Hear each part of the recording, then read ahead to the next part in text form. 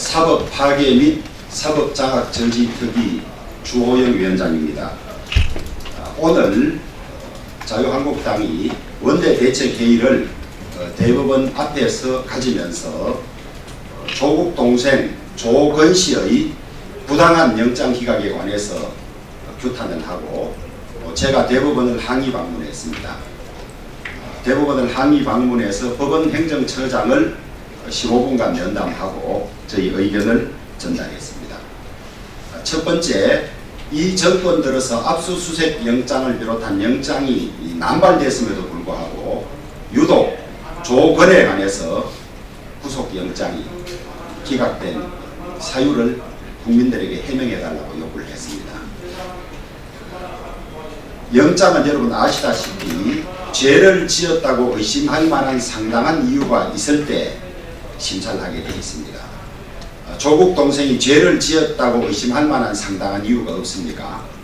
그 다음에 도주 및 증거인멸의 우려가 있을 때는 반드시 구속하게 되어 있습니다.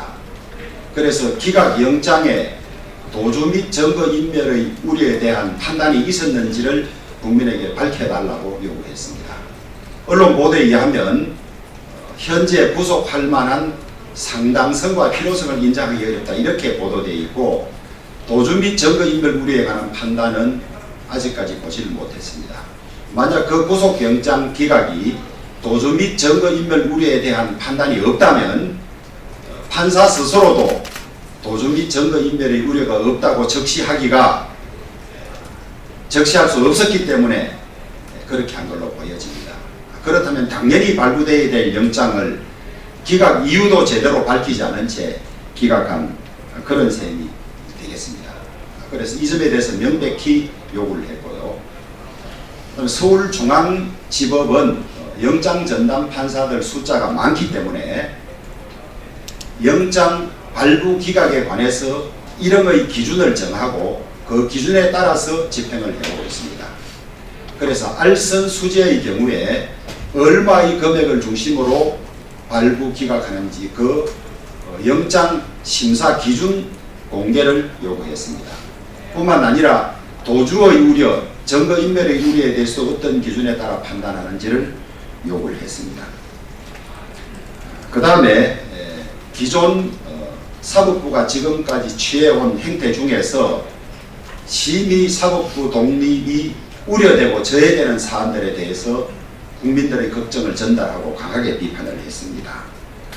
현직 법관이 바로 법무비서관으로 청와대의 직원이 되는 이런 문제, 김형현 전 부장판사는 사표 후 바로 갔습니다.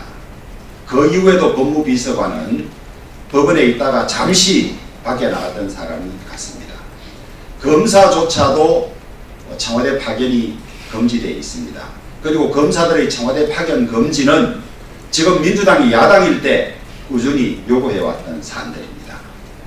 법에 판사들의 청와대 파견에 관해서 규정하고 있지 않은 것은 당연히 법관 하다가 청와대 비서관이나 청와대 직원으로 가는 일이 없기 때문이라는 확신 때문에 그랬는데 이것이 깨어졌습니다. 그 다음에 대법원장께서 광주를 방문해서 전두환 전 대통령 관련 비석을 발로 밟고 지나갔습니다. 현재 광주지방법원의 전두환 전 대통령 관련 재판이 진행 중인 상황에서 대단히 부적절하다. 그 다음에 부마 항쟁 기념일에 대법원장이 참여하기로 결정한 걸로 알고 있습니다. 대법원장께서 국경일 이외에 정치적 의미가 포함된 행사에 한 번도 참여한 적이 없는 걸로 알고 있습니다. 여기에 관해서도 신중한 처신을 요구를 했습니다. 뿐만 아니라 대통령이 대법원을 방문해서 사법적폐 청산하라고 하신 말씀에 적극 호응해서 마치 대통령의 요구를 따르는 듯한 모습을 보인 것도 대단히 부적절했다고 강하게 비판을 했습니다.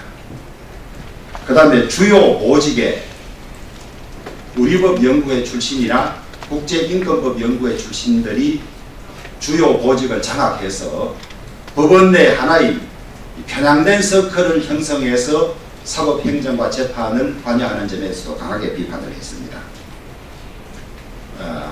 올해부터 의정부 지방법원과 대구지방법원 법원장에 관해서 선거로 법원장을 임명하고 있습니다.